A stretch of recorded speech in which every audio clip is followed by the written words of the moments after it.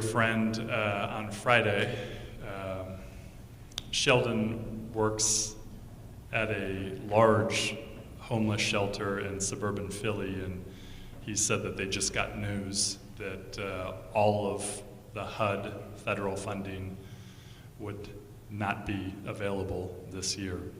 Sheldon said that no one was surprised by this, but last year the county that he works in got $5 million from the federal government, and that won't be available this year. So this means hundreds of thousands of unhoused people will lose their permanent housing this year. And we're all paying attention, and we are all seeing one thing after another, and it's hard to keep track. One of the things that I, over the last few years in connecting with UU churches, have been super impressed and inspired by is the connection to being anti-racist communities. This kind of recognition that, of course, these trends in our country and in our world disproportionately affect dark-skinned people. And so this morning, we're going to be homing in on the life of Pauli Murray, a black woman who was born in 1910 in North Carolina, born right about the same time that this barn was being built. Same era, growing up in the Jim Crow South. And Pauli Murray had an incredible life. And I will just note pronouns. Pauli Murray joined the Ancestors 40 years ago, but had this really, Pauli Murray way ahead of the curve on just about every justice issue in the 20th century, but also with gender. Referred to themselves as a boy/girl, but of course used she, her pronouns her whole life. So, but I'll be kind of going back and forth with she and they, just to kind of honor that non-binary in their life. But another thing that Pauli Murray did was write, and came out with this beautiful, long poem that was published in the early 70s called Dark Testament. And so for this morning's meditation, just wanted to read verse 8 from that. Let's just take 15 seconds to breathe together, to press the pause button on this morning.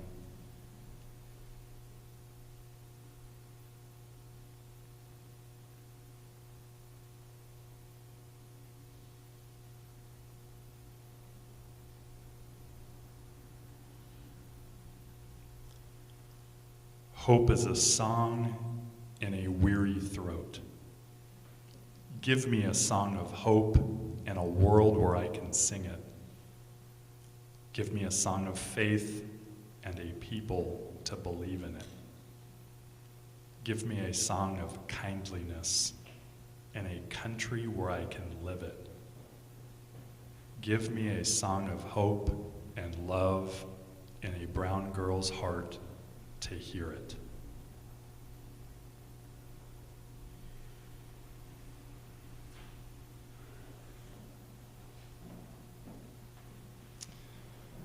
For 18 years, I taught government economics and AP world history at a large public high school in Southern California. I loved it. I miss it. But something else started to unsettle me in the early 2000s. At the tail end of the Obama years, right after I turned 40, my spouse Lindsay and I discerned a move to Detroit, Michigan. It's quite a move, quite a shift in culture, and it's been incredible for our souls. We started a nonprofit committed to a vocation that we call soul accompaniment. We meet middle-class folks at the intersection of personal healing and collective liberation. Most of the people we accompany are cultivating spiritual depth, moral clarity, and political courage outside the walls of organized religion and outside the halls of electoral politics too. The people we accompany are healing from the top-down trauma of Christian supremacy. I'm one of those. The counterfeit identities shaped by racist, classist, and gender-based ideologies. The propaganda of corporate news media and social media algorithms, and the addiction and codependency that come with trying to cope with all of this nonsense. The people we accompany are getting free from destructive forces, but they're also discerning what it means to contribute to the construction of a world that works for everyone. A world without war, genocide, colonial oppression, economic exploitation, and insane levels of income inequality. In this intense, heavy season of escalating authoritarian fascism, one of the biggest questions that Lindsay and I hear from the people we accompany is this: what role do gratitude and joy and delight and pleasure play as we commit to this intense work of personal healing and collective liberation? Soul accompaniment is a ministry of mutuality for Lindsay and I. We're healing too, and we're asking these same kinds of questions, and quite frankly, the answers are hard to come by because what we are up against is so big. It's gut check time in America, and there's an extremely disempowering inertia that pulls us back and forth from denial to despair as principalities and powers drown us in disinformation. I believe that the arc of the moral universe is long, but it sure is taking its sweet-ass time bending towards justice. Amen? As the arc gets longer by the day, I find myself trying to dodge three main stumbling blocks to gratitude and joy and delight and pleasure: guilt, resentment, and despair. Guilt creeps in when I'm confronted by the fact that I am swimming in unearned privilege. American society continues to overvalue my race, class, gender, sexual orientation, and ability, and certain social spaces carry the mostly unspoken message that people with a semblance of privilege should repress their gratitude and joy and delight and pleasure, because as long as there are human beings in this world who lack health care and housing and food and water, these desires should take a back seat. So that's the first one that grips me. The second one is resentment, and it creeps in when I'm confronted by the fact that a significant portion of our population ruthlessly promotes a politics of self-preservation that perpetuates a world that works for only a fortunate few. I find myself obsessing over ruling elites who crucify the truth daily and weaponize identity to divide our population so that corporate profit keeps growing while the masses struggle just to survive. Despair creeps in when I'm confronted by the fact that society is regressing rapidly. We live in the wealthiest and most powerful country on the planet, but 60% of our population lives paycheck to paycheck. And 42 million of us rely on SNAP benefits just to stay alive. And unmasked agents are abducting those of us with dark skin in broad daylight. And these trends are getting worse by the day. Guilt, resentment, and despair. This trifecta spreads like cancer as it feeds off the deep stuff of our souls. About a decade ago, I got a double dose of permission to shed my guilt like snakeskin. Lindsay and I were at a conference in Southern California, and one of the keynote speakers was Dr. Catherine Meeks, a black woman who was a professor and spiritual director for decades before she started leading tours of lynching sites in the Deep South. This is what she told a small group of middle-class white folks. Don't spend a second feeling guilty. It is a wasted emotion, and it doesn't serve anybody. For those of us who have lived at the foot of oppression, the last thing we need is white guilt, she said. It just takes up your energy. Don't choose to feel guilty. Choose to act. 8 months later, and 3,000 miles northeast in the Canadian province of Saskatchewan, Spirit seconded the motions through a woman by the name of Sylvia McAdam, a Cree woman who co-founded Idle No More, a mass movement of indigenous resistance. This is what Sylvia told us. White people, no one is asking you to apologize for your ancestors. We are asking you to dismantle the systems they built and you maintain. We have no use for your guilt. What we want from you is action. How about that combo punch?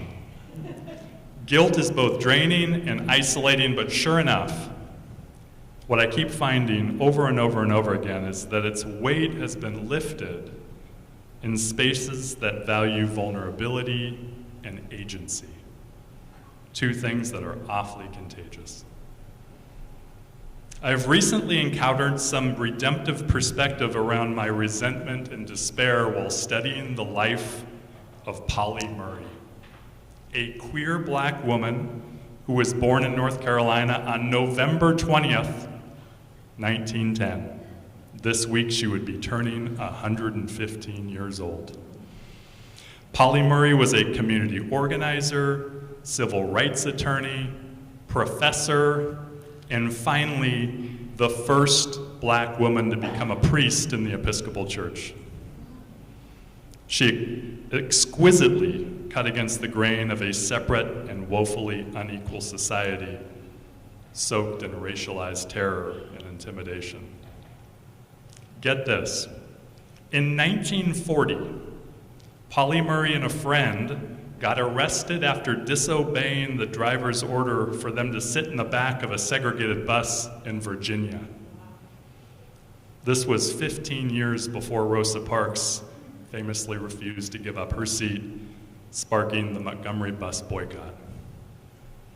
In 1941, Pauli Murray helped organize a silent march of 500 black residents through New York City with A. Philip Randolph, the man who would become the lead organizer of the March on Washington 22 years later.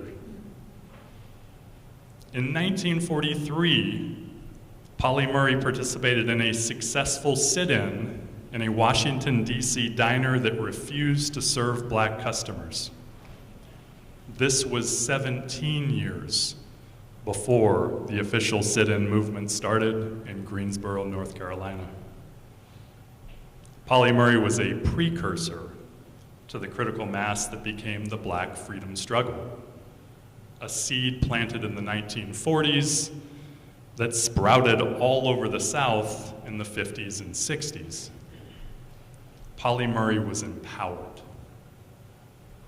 In 1945, she shared her secret for how to harness gratitude and joy and delight and pleasure as deep feelings of resentment often crept in. Right after she graduated from Howard Law, there's a story on that later, Murray wrote about an individual revolution in her thinking. She said that there is a common denominator of humankind, Every person is a product of their biological and environmental background. I must look beyond the human factor, she wrote, to the cultural structure. In her mid-30s, Pauli Murray was learning to look past her racist and sexist enemies and target the institutions and ideologies that defrauded their humanity. Pauli Murray modeled what in 12-step recovery programs we call detaching with love. This spiritual practice is about detaching the other person from the disease of alcoholism or any other addiction or destructive attachment, whether it is a substance, a relationship, a family, a political party, a nation state, or an ideology like racism, capitalism, Zionism, or imperialism. In my 12-step program, we talk about digging below the surface of things so that we can cultivate compassion for the other person and, at the same time, put up a boundary to their destructive behavior. This keeps the focus on the source that segregates and strips people of their dignity and aliveness. Pauli Murray learned the secret of detachment growing up in Durham, North Carolina. She was orphaned at a young age and moved in with her aunt. She defied the odds and went to Hunter College in New York City, working every waking moment to pay for it. She qualified for admittance to the law school at the University of North Carolina in Chapel Hill, but Jim Crow refused to punch her ticket. So she attended Howard Law School instead. After graduation, she was denied entry to Harvard's master's program because Harvard did not accept women. Being a queer black woman in an era animated by racial segregation and sexist dismissal, Pauli Murray expressed gratitude and joy and delight and pleasure as acts of resistance to the supremacy stories that saturated American society. Pauli Murray was adamant about being fully alive while much of America wanted her dead or small or compliant or basic and binary. This burning desire to erase Pauli Murray continues to this day. The Trump administration recently removed a National Park Service webpage about Pauli Murray's life. In 1971, Pauli Murray wrote a letter to President Nixon applying for an open spot on the US Supreme Court. At that time, every justice had been a white man except for one, so she laid out the case for Tricky Dick to pick her. In her letter, Pauli Murray wrote that there would not be any problems vetting her political stances because she knew that the FBI had been investigating her subversive activities for the past 4 years. Pauli Murray possessed what Eve Dunbar in a brand new publication calls radical satisfaction. Dr. Dunbar's book is a case study of black women writers in the mid-20th century who thrived on an anti-establishment brand of gratitude and joy and delight and pleasure that had nothing to do with whether they would ever be integrated, let alone be appreciated by mainstream white society. Radical satisfaction did not depend on being assimilated into a supremacist system. According to every powerful American institution, Pauli Murray was considered a second-class citizen most of her life. I mean, she even had her own FBI file. But it didn't matter, because Pauli Murray's gratitude and joy and delight and pleasure were rooted in self-regard and intimate, trusted relationships. Pauli Murray did not beg for crumbs from Jim Crow. Pauli Murray believed that the segregated American system which is still segregated, could only be dismantled by what she described as a power greater than all the robot bombs and explosives of human creation. Pauli Murray did not despair over the white power structure called America, because Pauli Murray belonged to something else. In the 40 years since this queer black woman joined the great cloud of witnesses, white supremacy has shape-shifted into austerity measures, mass incarceration, a militarized police state, and ongoing Pentagon adventures gutting the global South. We feel the fascism rising, and it's real. Pauli Murray experienced all of this and so much more throughout her entire life. As I mentioned earlier, 2 weeks ago, we entered the cold, dark season that my Celtic ancestors called Samhain.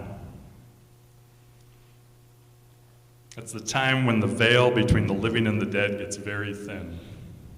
It's the season to connect with those who have gone before us so we can summon strength for our struggle ahead. I think honoring an ancestor like Pauli Murray is not just about constructing a timeline of their life. It does not hum on historical knowledge alone. It's more about miracle and wonder. That this queer black woman who refused to let Jim Crow define her actually went through death and came out the other side so that she can accompany us in this heavy and horrifying season. So I conclude with a serious consideration for us. What if Pauli Murray really is here with us, guarding us, guiding us, grounding us in truth, in beauty, in goodness? What if Pauli Murray really is here with us, teaching us how to detach the fascists from the fascist system that counterfeited their dignity and humanity? What if Pauli Murray really is here with us, summoning us to defy the fascist system with a radical satisfaction that seeks gratitude and joy and delight and pleasure in something else? If this is real, then our hope is amplified, because Pauli Murray's been through all of this before, and Pauli Murray's always been way ahead of the arc of the moral universe.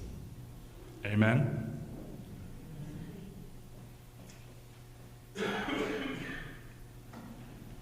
Our closing hymn is number 16 in the gray hymnal. 'Tis a gift. So please